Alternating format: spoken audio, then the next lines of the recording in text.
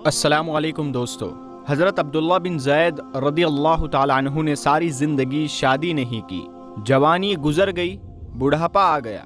ایک دن بیٹھے ہوئے تھے کہ حدیث کی ایک کتاب پڑھ رہے تھے، تو اس میں پڑھا کہ حضور صلی اللہ تعالیٰ علیہ وسلم نے فرمایا ہے کہ جنت میں کوئی بھی اکیلا داخل نہیں ہوگا بلکہ اپنی بیوی کے ساتھ داخل ہوگا، اور جس نے کسی وجہ سے دنیا میں نکاح نہیں کیا تو اس کا نکاح دنیا ہی کی کسی کنواری لڑکی کے ساتھ کر دیا جائے گا، اور پھر وہ دونوں میاں بیوی بن کر جنت میں داخل ہوں گے۔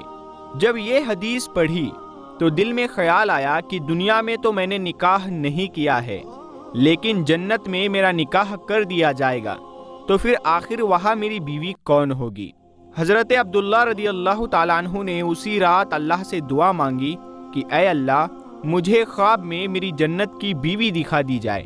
پہلی رات میں دعا قبول نہیں ہوئی تو دوسری رات پھر سے دعا مانگی، دوسری رات بھی دعا قبول نہیں ہوئی تو تیسری رات دعا مانگی، تیسری رات دعا قبول ہو گئی تو خواب میں دیکھتے ہیں کہ کالے رنگ کی ایک عورت ہے جو حبشہ کی رہنے والی ہے۔ وہ کہہ رہی ہے کہ اے عبداللہ، میرا نام میمونہ ولید ہے، میں بصرہ میں رہتی ہوں اور میں ہی جنت میں تمہاری بیوی بنوں گی۔ حضرت عبداللہ کی جب آنکھ کھلی تو تہجد کا وقت ہو رہا تھا۔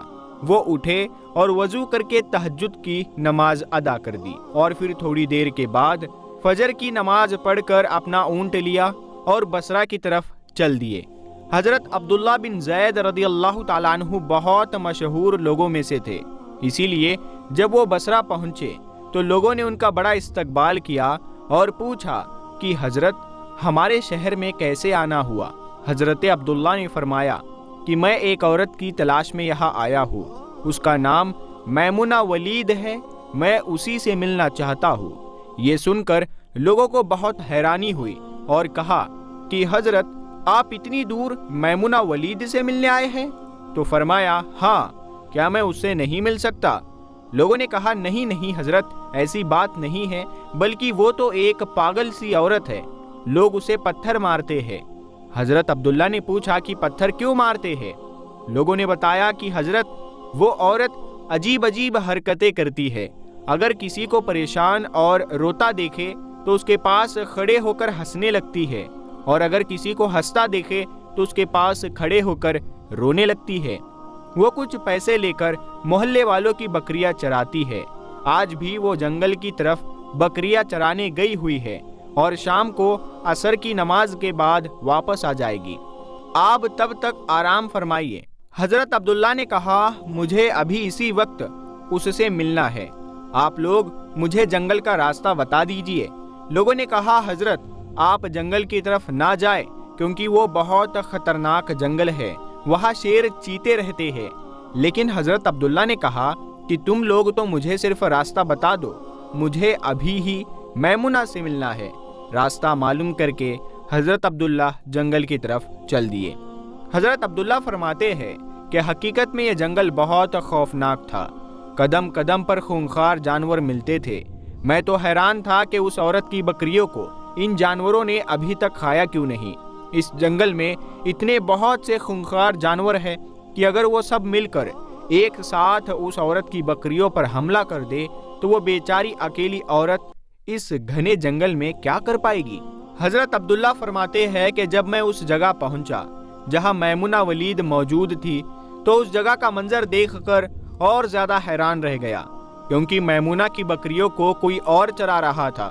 میمونہ خود بکریاں نہیں چرا رہی تھی، بلکہ وہ تو اس خوفناک جنگل میں مصلی بچھا کر نمازیں پڑھ رہی تھی۔ میں یہ منظر دیکھ کر حیران رہ گیا کہ آخر ان بکریوں کو پھر کون چرا رہا ہے، کیونکہ بکریاں کبھی ایک جگہ پر نہیں رکتی، وہ کبھی ادھر ادھر بھاگتی رہتی ہے۔ حضرت عبداللہ فرماتے ہیں کہ میں نے دیکھا کہ حضرت میمونہ تو نماز پڑھ رہی ہے اور وہاں موجود کچھ شیر چیتے ان کی بکریوں کو چرا رہے ہیں اور ان بکریوں کو ادھر ادھر بھاگنے نہیں دیتے ہیں۔ یہ منظر دیکھ کر میں تو حیران رہ گیا کہ آخر شیر چیتے اور بکریوں میں دوستی کیسے ہو گئی۔ شیر چیتے تو بکریوں کو دیکھتے ہی چیر پھاڑ کر کھا جاتے ہیں، لیکن آج یہاں کا منظر تو بالکل الگ تھا۔ اتنی دیر میں حضرت میمونہ نے نماز سے سلام پھیرا اور میری طرف دیکھتے ہوئے کہا، اے عبداللہ، ہمارا وعدہ تو جنت میں ملنے کا تھا، تم یہاں دنیا میں مجھے کیسے ملنے آ گئے؟ حضرت عبداللہ فرماتے ہیں، یہ سن کر مجھے اور زیادہ تعجب ہوا کہ میمونہ کے ساتھ میری یہ پہلی ملاقات تھی، تو آخر اسے میرا نام کیسے معلوم ہو گیا؟ میں نے حضرت میمونہ سے پوچھا کہ آخر تمہیں میرا نام کیسے معلوم ہوا؟ تو انہوں نے فرمایا کہ اے عبداللہ، جس رب نے تمہیں رات میں میرے بارے میں بتایا تھا، اسی رب نے مجھے بھی رات میں تمہارے بارے میں بتایا ہے کہ تم جنت میں میرے شوہر بنو گے۔ پھر میں نے حضرت میمونہ سے پوچھا کہ آخر یہ تو بتاؤ کہ ان شیر، چیتے اور بکریوں میں دوستی کیسے ہو گئی؟